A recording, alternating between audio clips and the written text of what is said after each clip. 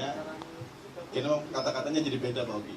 Jadi kalau terminologi banjir kalau di PU, orang PU bilang banjir itu walaupun 10 cm tapi sudah genangan, kalau 10 cm tapi sudah mengganggu orang, itu banjir Pak.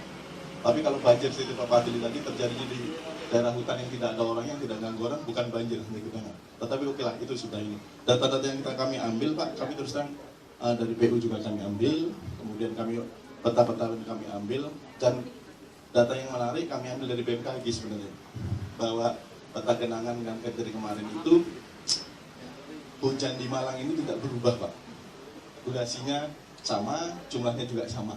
Itu yang kami dari FGD kemarin. Jadi kalau yang kita salahkan, jadi bukan alam yang ini, tetapi yang berubah manusianya sebenarnya. Dan data-data yang kami ambil, analisa tetap dengan perhitungan hidrologi, dengan perhitungan tata guna lahan, tutupan tata guna lahan, kemiringan dan sebagainya, itu kami overlaykan, kami hitung kira-kira kerentanan banjirnya di mana. Jadi kalau dihitung sebenarnya kejadian banjir, beberapa kejadian genangan yang menyebabkan banjir kemarin, itu kalau dihitung secara hidrologi, secara pengairan,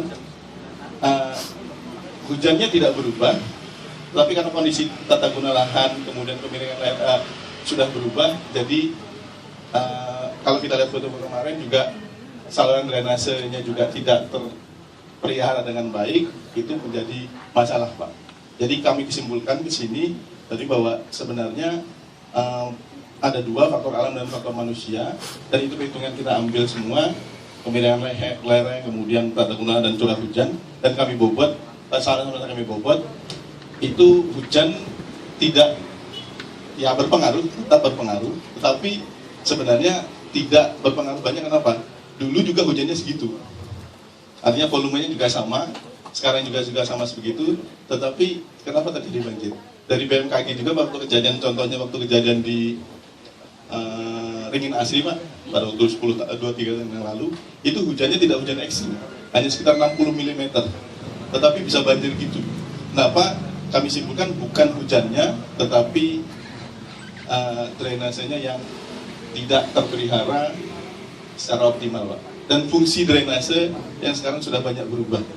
Itu jadi kesimpulan kami dari perhitungan kami Pak. Jadi hitungannya tetap pakai hitungan hidrologi, dengan drainase dan sebagainya.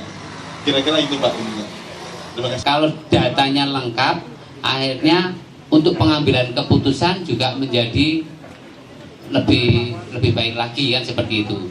Jadi monggo nanti kalau memang sekiranya masih kurang datanya, dikomunikasikan lagi dari kami BPBD yang menginisiasi penyusunan ini bisa berkoordinasi dengan OPD-OPD yang lain maupun dengan institusi yang lain. Selanjutnya ya Tagana, terus nanti dari Pak Sarjono, terus yang ketiga dari Pramuka gitu loh. Assalamualaikum warahmatullahi wabarakatuh. Nama saya Anung dari Tagana Dinas Sosial Kota Malang. Yang pertama yaitu tentang kerentanan. Jadi kerentanan sosial, ekonomi bagi kita itu perlu ada perbaikan-perbaikan yang signifikan. Karena apa? Karena contoh yang paling gampang adalah kalau di Sukun itu Tanjung Rejo gitu ya. Tanjung Rejo, kemudian Pisang Candi. Pisang Candi dikatakan rendah, sebetulnya tinggi. Contoh yang paling gampang. Kemudian kerentanan sosial di Tanjung Rejo itu tinggi, karena di Provinsi Jawa Timur bantuan untuk Tanjung Rejo itu sampai 1.000 orang. Tertinggi di Kota Malang dari 57 kelurahan. 57 ini konkret Pak ya. 57. Contoh-contoh itu. Jadi jangan sampai kerentanan-kerentanan yang timbul dari studi ini bertolak belakang dengan kerentanan yang dikelola oleh lembaga lain dan juga pada tingkat bantuan. Jadi sampai bantuan itu sudah terlaksana yang bertolak belakang dengan punyanya BPBD. Satu itu. Dua, juga pos komando tanggap darurat. Tadi dikatakan lembaga-lembaga lain atau UPD yang lain, karena di pos komando tanggap darurat ini klasternya itu tidak disebutkan Pak, anggota klasternya siapa. Kalau di tingkat pusat maupun di provinsi itu ada Pak. Jadi kalau kesehatan ya Kementerian Kesehatan disebutkan, di sini enggak. klaster hubungan masyarakat. Masyarakat ini yang ikut mana? Kelompok apa ikut mana? Terus kemudian operasi juga sama. Terus kemudian keselamatan ya sama. Sehingga apa? Tidak ada overlap dan lempar tanggung jawab. Ini di Malang yang belum dilakukan. Kalau untuk studinya bagus, tapi perincian untuk studinya belum. Ya. Kami harapkan pada saat pertemuan akan datang, yang pertama adalah kita harus bekerja sama dengan anggota-anggota klaster. Karena kalau nggak bekerja sama dengan anggota-anggota klaster, akhirnya adalah kerentanan yang timbul itu akan selalu menjadi pertanyaan bagi pelaksana tugas di lapangan. Gitu. Kenapa kita katakan itu? Kebetulan kita dari Tagana Kota Malang ini juga sebagai tenaga kesejahteraan sosial dari Kementerian Sosial. Jadi data itu bukan BPS per 3 tahun. Kita itu per 6 bulan punya Pak. Per 6 bulan. Nah itu kita sampaikan sehingga juga pernah dulu dari pusat studi pernah minta data ke kita, tapi bagi kita itu sudah berubah. Karena apa? Di data kita itu pindah, mati, mampu itu sudah berubah. Itu yang menjadi perubahan pada analisa. Komando tanggap darurat perlu direvisi supaya apa? OPD maupun relawan itu tahu tentang fungsi dan tugas di masing-masing klaster itu. Yang tadi untuk yang kerentanan sosial, kebetulan saya bersebelahan dengan ini beliaunya dari mantan Lurah Tanjung Rejo, sehingga itu sudah tahu persis kita lakukan. Sekian, terima kasih. Wassalamualaikum warahmatullahi wabarakatuh. Pada kesempatan ini kami sampaikan langsung aja pada pokok masalah.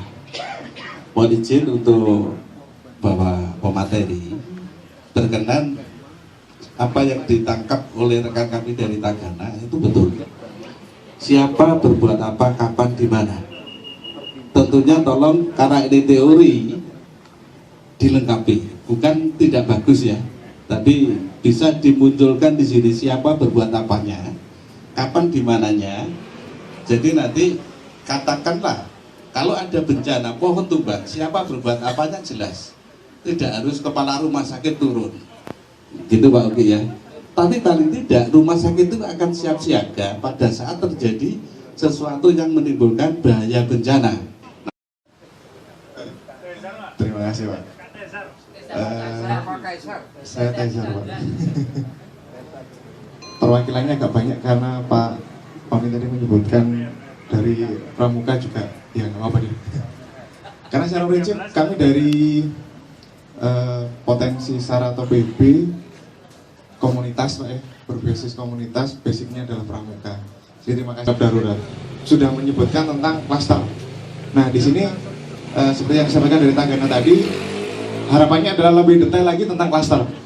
Karena seperti kita ketahui di peraturan Kepala BNPB nomor 173 tahun 2015, di sana jelas dituliskan klaster nasional itu ada 8 klaster. Sedangkan yang tercantum di paparan tadi 5 Pak. Namun semuanya masih bersifat umum. Sedangkan 8 yang ada di peraturan tersebut sudah sangat detail sekali. Nah harapannya adalah pengembangan kami, karena teman-teman komunitas juga standby Pak ya, standby. Kita standby, 24 jam kita standby, kita siap kemanapun. Ada bencana dimanapun kita siap.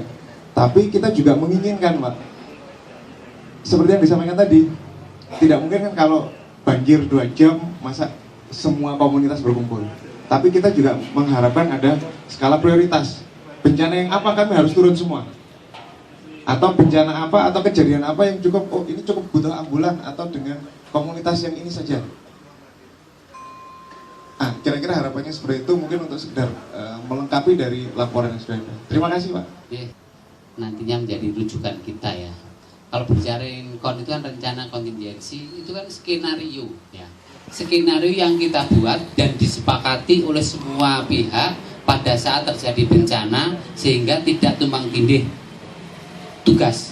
Walaupun bencananya bisa jadi tidak terjadi bencana seperti itu. Ya, ini bisa menjadi acuan bahwa tugas kita itu jelas. Maka benar yang disampaikan Pak Watoni, Pak Sarjono dan teman-teman Tagana, data tolong dilengkapi sehingga jangan sampai ada pengurangan data yang berdampak pada pengambilan keputusan yang bias. Terus yang kedua, pelibatan relawan, karena memang selama ini ternyata yang di lapangan adalah relawan. Kalau tadi hanya disebut sekian, sebenarnya lebih banyak. Mungkin yang di data kami Pak, yang mungkin belum dilengkapi, karena ada yang sudah masuk ke Malang tapi tidak masuk ke BPBD, atau malah yang masuk ke BPBD tidak pernah ikut lagi. Ada juga yang muda-muda kemarin masuk Pak saya kepingin gabung dengan BPBD, namanya Jausan kalau nggak salah ya. Jausan masuk, mungkin dari teman komunitas ada ya, Jausan itu masuk, tapi mungkin belum pernah bergabung. Nah tolong nanti itu dilengkapi Pak Fadli. Mungkin apa yang disampaikan oleh teman-teman dari komunitas, Pak Fatoni, Mas Andi, Pak Sarjono, Pak Arum itu perlu, karena pertama Rencon ini pedoman. Jadi namanya pedoman itu ya gambaran dari sebuah peta Kota Malang kaitan dengan resiko bencana atau potensi bencana yang ada, dipetakan, ada semacam pedomannya, skenario-nya, dan pengoperasian ketika bencana itu terjadi. Jadi saya harap untuk klaster misalnya tadi ada masukan mungkin dari Pak Andi itu kaitan juga dengan kondisi tanah atau geografis Kota Malang, terus kondisi kesehatan, termasuk dukungan dalam rangka mengoperasionalkan apabila ada bencana sungguhan, baik itu personel, sarana prasarana, alat dan lain sebagainya. Pada dasarnya atau pada umumnya rencana ini jarang dipakai, itu yang akan menjadikan, walaupun saya terlibat di situ, tapi begitu saya lihat prakteknya ternyata jarang dipakai. Kenapa? Pertama-tama ketika penyusunannya itu tidak dalam forum seperti ini, sehingga mekanisme interaksi itu tidak pernah terjadi. Akhirnya masing-masing juga tidak saling kenal. Terus yang kedua tadi masukan dari Pak Lurah itu betul. Istilah kontingensi ini kadang-kadang juga kami pertanyakan, iya ya, kita cari padanan bahasa Indonesianya apa ya, biar masyarakat umum yang tidak pernah terlibat dalam kegiatan ini juga tahu. Secara garis besar kami temukan, pertama mungkin bahasanya boleh lah untuk komunikasi kita dengan masyarakat ini semacam rencana kesiapsiagaan dan kedaruratan. Jadi itu juga bahasa yang kira-kira bisa mengarahkan ke situ. Terus yang kedua tadi hasil diskusi yang kami lihat, nampaknya bagi kita coba nanti galakkan lagi semacam FGD cluster untuk kita memastikan bahwa kesiapan masing-masing komponen tadi. Mungkin di sini kami bisa ikut mendukung ya meeting-meeting cluster tadi. Jadi komponen-komponen tadi punya saluran untuk diskusi yang lebih mendalam. Misalnya klaster humas itu siapa saja sih, klaster nanti untuk evakuasi itu siapa saja yang terlibat di situ, dan pendataannya bisa lebih detail lagi kita bikin. Terus yang kedua, yang ketiga ya, yang juga kami lihat mungkin ya yang perlu kita pertimbangkan antara skala kejadian. Memang kita disebut di situ skenario, cuman di dalam dokumen ini, di dalam presentasi mungkin kurang nampak apa sih yang dimaksud dengan skenario. Apakah ini skenario yang sifatnya itu perlu langsung Pak Wali Kota turun tangan, atau yang sebatas ya sudah kepala BPBD saja sudah cukup, seperti tadi ya, kejadian cuma 2 jam, kalau harus menunggu komando dari pimpinan wilayah malah tidak bisa jalan. Dalam skema itu biasa kita kelompokkan, oke, kalau paling tinggi itu rencana kontingensi untuk yang sifatnya masif, yang di bawah itu mungkin boleh kita sebut rencana kontingensi, tapi sifatnya itu lebih diselesaikan lewat model-model SOP sederhana saja, yang kemudian di situ kita bisa terlibat. Nah ini juga nanti tentu saja butuh diskusi yang lebih dalam. Saya kira ini jadi momen untuk kita aktifkan klaster-klaster, jadi ke kelompok-kelompok relawan tadi atau semua komponen di dalam Kota Malang ini bisa punya saluran untuk sumbangkan sumber daya mereka, termasuk juga dapat update dari kebijakan-kebijakan yang dibikin. Nah saya sendiri mungkin tadi masukan dari Pak Sarjono ya kalau tidak salah tentang perlunya TTX simulasi. Ini juga saya kira barangkali yang bisa kita pertimbangkan untuk kita buat.